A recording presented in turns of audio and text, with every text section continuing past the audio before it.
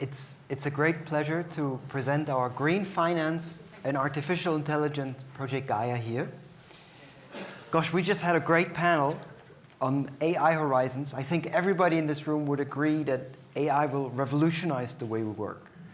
But how exactly? What part of my job will be performed by AI or an AI agent in 5 years? How will all of us interact with these tools? And how is that going to change the financial system and financial stability? I think, when the first emails were exchanged in 1971, nobody could foresee how they would revolutionize how humans exchange information. And when the World Wide Web emerged in the 80s, nobody could have probably imagined a TikTok video going viral. So we're again standing in front of a technology that has a very bright but also very uncertain future. And the only way to sort of understand where it will take us is to work with it. And in this context, I'm proud to present this project, which is joint work by the BIS Innovation Hub, the Banco de España, the Bundesbank, and the European Central Bank. And what we do is we extract climate-related data from unstructured sources, PDFs, and sort of bring structure to the chaos of sustainability and ESG data. And this project is also testimony to the rapid change in this field. When we onboarded it 2 years ago, it was actually an extremely hard task to automate this information extraction and structuring. But during the project, large language models improved substantially, and that was really a game changer. So today, I can proudly tell you of a success story where we took a manual project that takes weeks or even months of work and automated it, ultimately resulting in an application that can perform this in 1 hour. So before presenting you sort of what we did in detail, let me actually take a step back and first tell you about the problem that we're tackling.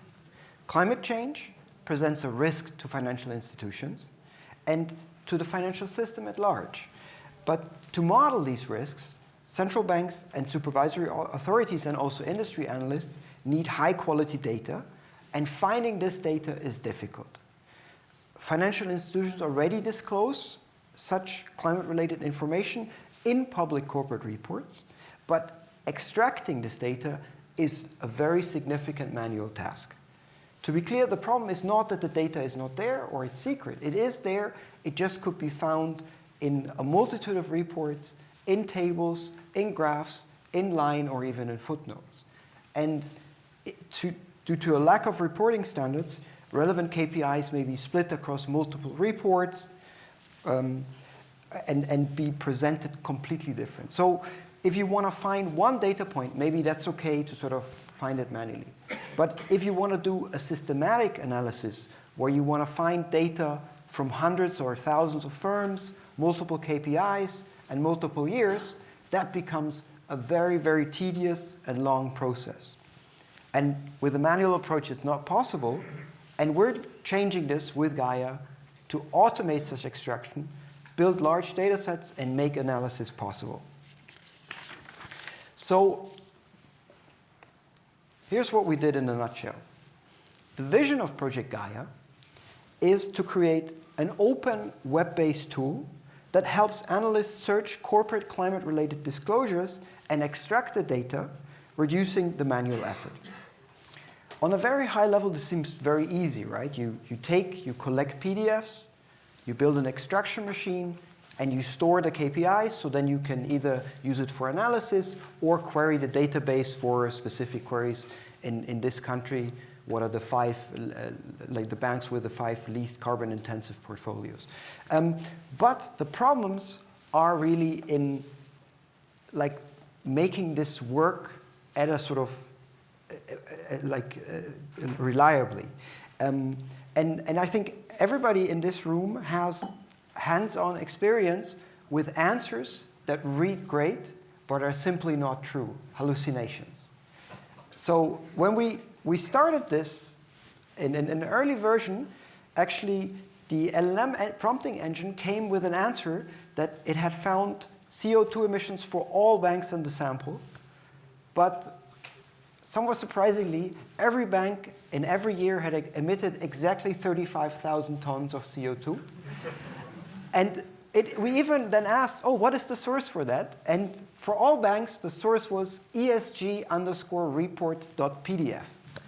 So not only did the LLM come up with an imaginary answer, it also had an imaginary source to it. And such hallucinations were eliminated thanks to prompting design. This involves many tasks. One layer is finding consistency, asking multiple times, and asking the same question in a variety of ways. But it also relates to loading up the right context. So keep in mind, right, the fundamental problem we're tackling is that there is a lack of global reporting standards. So we cannot just search for names. We need to first upload into the memory of the LLM the right context. We're looking for this type of information. And this type of information might be called X in this report, and it might be called different in another report, but it's underlying a human would understand this is the same, the same metric that we're looking for.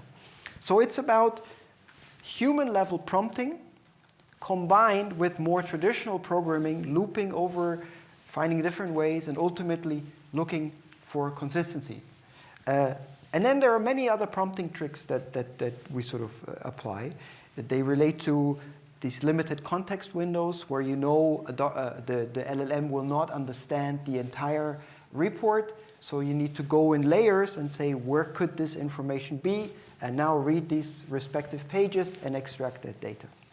So there's really a large number of design choices that matter to get that right. And they are all described in the project report. And they, you know, this prompting experience represents one of the major findings in the first phase of Project Gaia.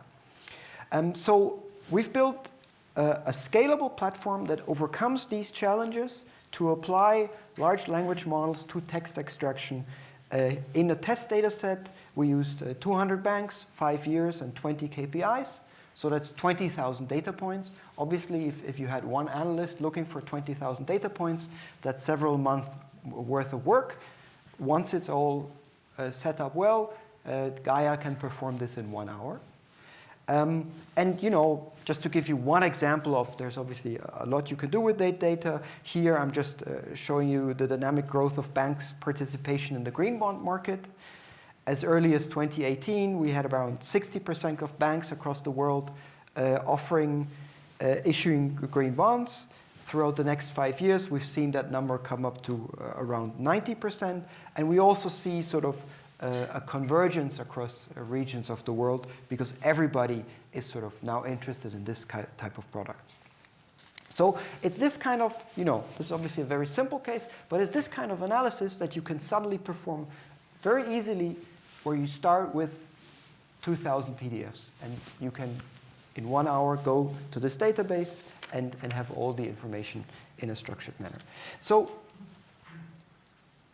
let me conclude here. Gaia opens up new possibilities in climate risk analysis, but it goes beyond that. So we've gained hands-on experience applying AI to automate manual processes. We've built knowledge around prompt engineering, around hallucination mitigation, and a lot of other aspects. And these are applicable in a very broad context. Thanks to the flexible design, the Gaia platform paves sort of the way for creating AI-enabled applications for central banks and the financial sector, addressing a host of regulatory and supervisory use cases. So for example, think about an AI-based application for supervisors who go and supervise a regional bank, but the AI already pre-fills all the forms based on sort of the context and also puts, you know, links to where it thinks that information comes from. That is a much faster way for a supervisor to actually find that information. And so then the supervisor can free the tasks for, you know, the deeper questioning of the bank or of the regulated institution, and sort of, you know, focus on you know, yeah, more like sort of more productive issues, and the AI has done the easy part.